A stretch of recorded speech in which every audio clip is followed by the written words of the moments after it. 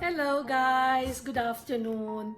This vlog would be something different from my cooking and putting on makeup and our everyday um, in the Gower family.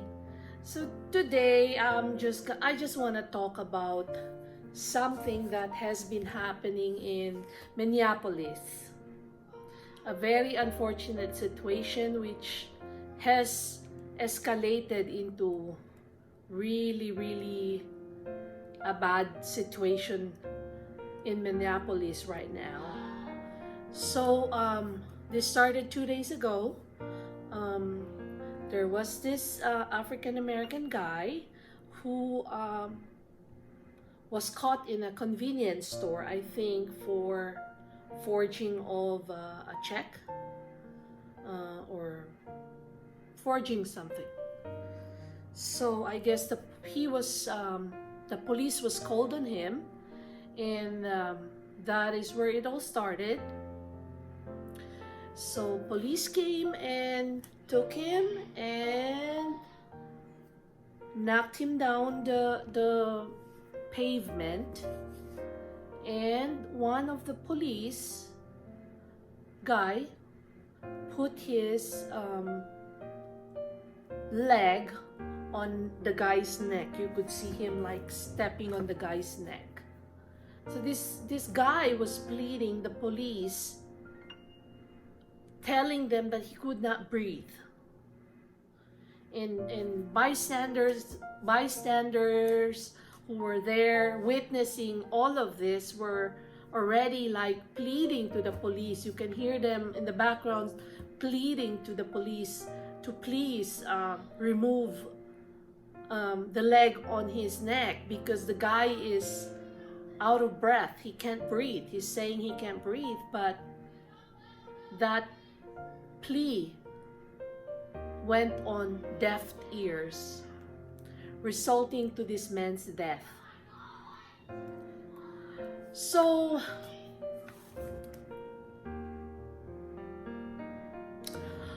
I don't know why we are already in the 2020, why we still have very strong racism in this country.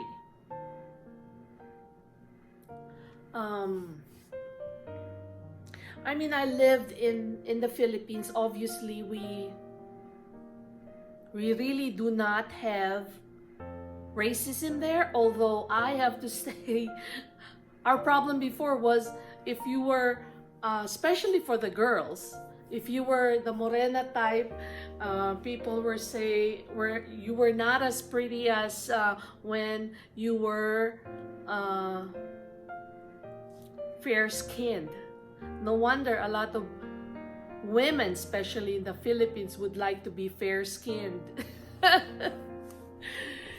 But that was just it. Nothing big. When I went to Germany, I'm trying to recall as much as I could if I ever witnessed, heard in the radio, or even saw racism such as when I arrived in the United States. And it's strange because here in the United States, we have all kinds of people living here in this country. I think every country is being, every country in the world, someone from that country is in this country of the United States. And still, this country is where I have seen racism to be that bad. Like this case. The suspect, George Floyd, was an African American, and the 4 police personnel were white. So I don't know. I don't know why the police treated this man, a human being, the way they did. When, especially here in the United States, I mean, you try to squeeze the neck of a dog and you'll be put to jail. I mean, how in the world can this policeman not think, and in spite of the pleadings of the people, the bystanders there, they were pleading them to please let him go because he cannot breathe, and still they did not do it. They still kept, that one police still kept his leg over his nape, wherein the guy maybe just couldn't get air anymore, task contributing to his death. Very sad. So it's a really bad situation right now in Minneapolis. The latest I saw this morning was some African American young guys were getting into the Target store, trying to get things there, or just vandalizing the store. Which, on the other hand, is this the right thing to do? No, it's not the right thing to do, because one wrong and doing another wrong does not make it right. But people react when they're upset, when they're mad. That's why it's not good to be reacting, whichever way it is. It's not good to be reacting when you are upset, when you're mad, when it's always good to take time, pause, and think of what you're going to say or do, or react.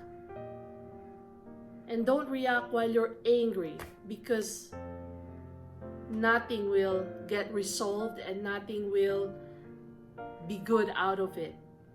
So this is what's happening right now in Minneapolis. People are burning police cars, throwing rocks on the police cars. They are burning, I saw like burning stores or cars. And so instead of going forward, we're like going backwards again, just like the old days. And that is very, very sad to see. So luckily the mayor of Minneapolis is very upset with what had happened and wants the police to be convicted of murder as well, because it was murder. The guy was not resisting. He was on the floor. He was saying he was out of breath, and still his pleas were it fell on deaf ears, basically. I don't know what the police were thinking. Was this an animal? But not even an animal deserved that kind of treatment. Disregarding of what bad thing he did. No one deserves to be treated like that.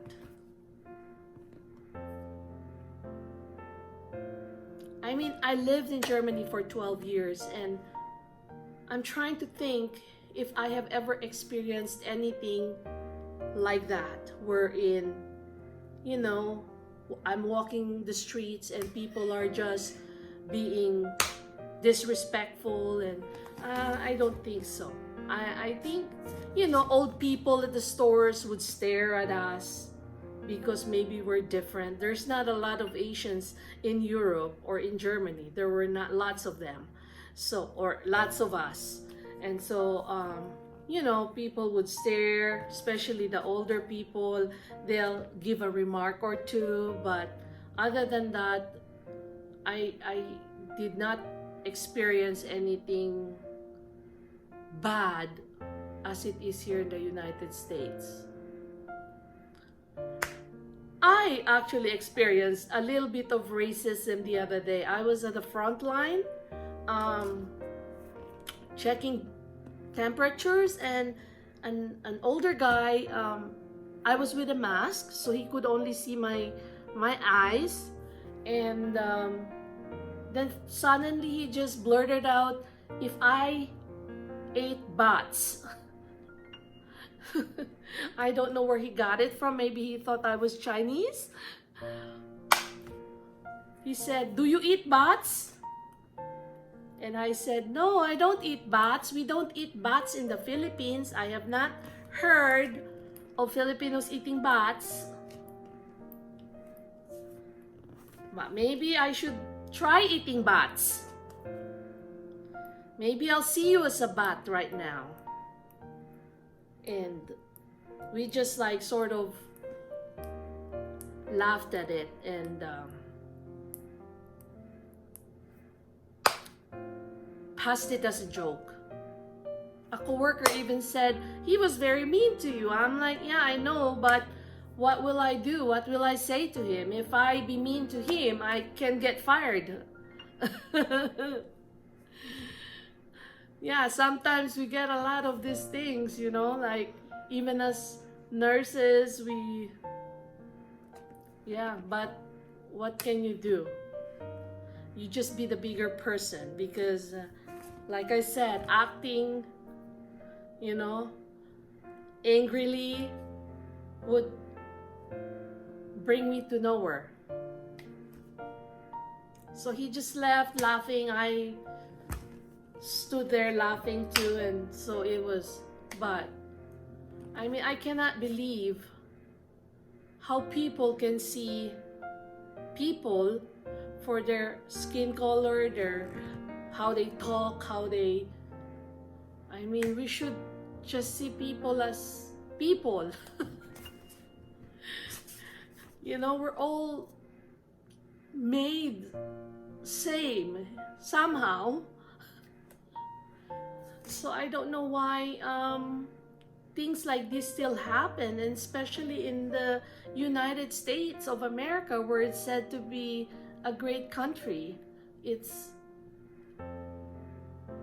one of the richest country in the world. It's one of country being looked upon, and then we act like this here amongst each other.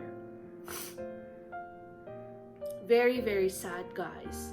You'll see, I'll be putting a clip of some of the interviews or the clips of the news regarding this incident in Minneapolis, and hopefully we can all learn from this.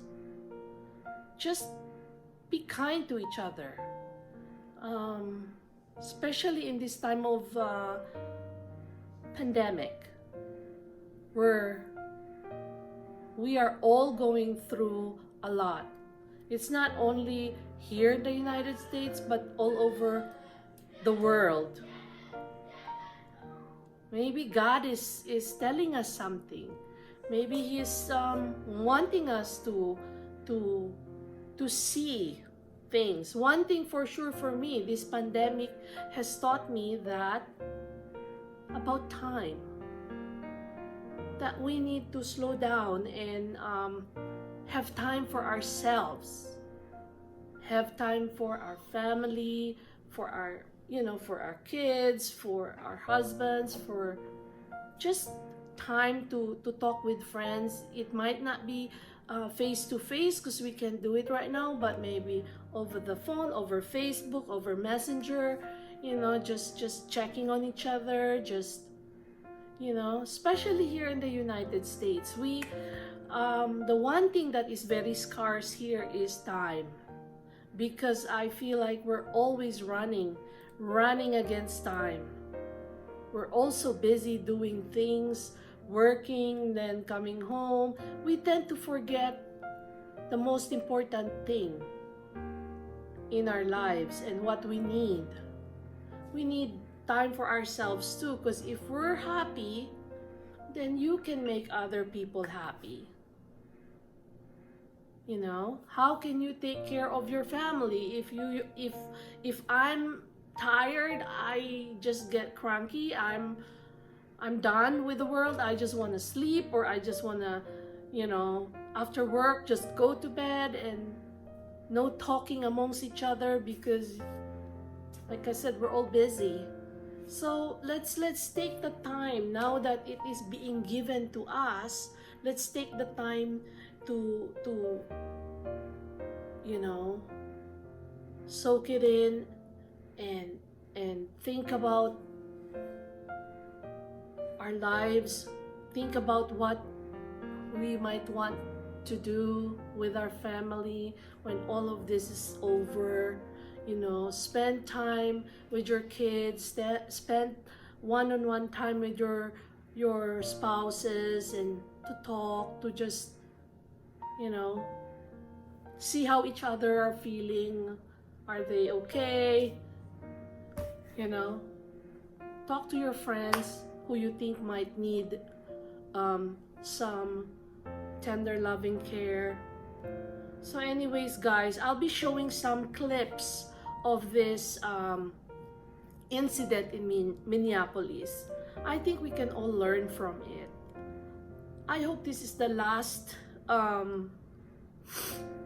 situation like this that we would hear anywhere. So anyways, I hope everything's okay in the Philippines, especially my beloved Zamboanga. I hope you're all coping up. I hope you guys are being kind to each other. I hope you guys are helping each other and trying to do the best you could in this pandemic times. I hope this would be over so we can go back home and see, or I can go back home to see you guys soon and spend time with my family back home and my friends who I really, really love. And so take care, guys, for now, and I'll talk to you soon. Love you guys. Before losing consciousness, this video shows a man with a Minneapolis police officer kneeing him in the back of the neck for 4.5 minutes. In that time, the man, identified as George Floyd, pleaded continuously that he couldn't breathe. What do you want? I can't breathe. Please, the knee in my neck. I can't breathe here. Bystanders asked police to help him and grew even more concerned after Floyd lost consciousness. Look at him. Get off of him now. What is wrong with y'all? He's not responsive right now. He's not responsive right now, bro. But the officer kept him pinned to the ground for at least 3 more minutes. As another officer held back bystanders, police say George Floyd died at the hospital. Is he breathing right now? Check his pulse. Minneapolis police say a forgery report brought them to Chicago Avenue and 38th Street in South Minneapolis, and that the suspect was possibly under the influence. They found him in a car. He physically resisted officers. We do believe that this is a medical incident. I believe what I saw, and what I saw was wrong at every level. Minneapolis Mayor Jacob Fry announced the 4 responding MPD officers involved in the death of George Floyd have been terminated. When you hear someone calling for help, you are supposed to help. This officer failed in the most basic human sense. Now the BCA is investigating the death, and the FBI is investigating for civil rights violations. His nose is bleeding. The Hennepin County Attorney's Office is involved and say they'll review for possible charges when the investigation turned into riots as protesters clashed with police overnight, not only in Minnesota, but in California and Tennessee. Fires were set, stores were looted, and at least 1 person was shot and killed. And now the mayor of that city is asking the National Guard for help. And this comes as the FBI investigate Floyd's death from earlier this week. Disturbing video shows a white officer pinning Floyd to the ground by pressing his knee into Mr. Floyd's neck. And you can hear Floyd beg for help, saying, "I can't breathe." his girlfriend, along with many others. The large crowds that had gathered. Thousands of demonstrators who were angry over the death of George Floyd took to the street before marching to a Minneapolis Police Department precinct. Now they blocked off several streets demanding justice. It's all over the death of George Floyd, who died after pleading with officers to please stop kneeling on my neck, repeatedly saying, "I cannot breathe." There's also new security footage from Floyd's arrest. Over the last 2 days, and the emotion-ridden conflict over last night is the result of so much built-up anger and sadness. Anger and sadness that has been ingrained in our Black community, not just because of 5 minutes of horror, but 400 years. If you're feeling that sadness and that anger, it's not only understandable, it's right. It's a reflection of the truth that our Black community has lived.